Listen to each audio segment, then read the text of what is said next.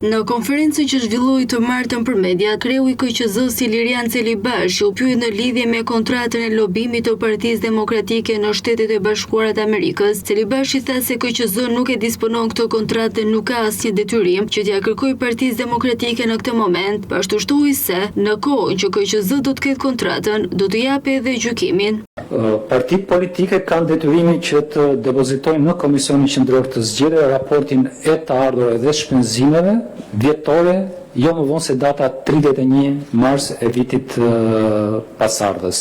Sikurse mund të kuptohet nga ajo çfarë thash, detyrimi për subjektet zgjedhore, përfshin në këtë rast edhe koalicioni Partia Demokratike Aleanca për Shqipërinë Madhështore, për të depozituar çdo dokument që flet mbi të ardhurat dhe shpenzimet, përfundon 60 ditë përpara, jo më vonë se 60 ditë pas shpalljes rezultatit përfundimtar të zgjedhjeve. Nuk ka asnjë detyrim për këtë subjekt, por edhe për çdo subjekt tjetër që të depozitojnë në Komisionin Qendror të Zgjedhjeve në këtë moment dokumente të cilët tregojnë mbi të ardhurat dhe shpenzimet e tyre si subjekt zgjedhor.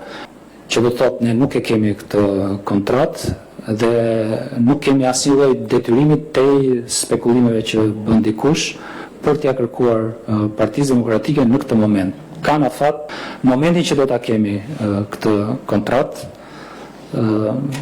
do t'japim dhe gjykimin dhe vlerësimin ton për këtë dokument.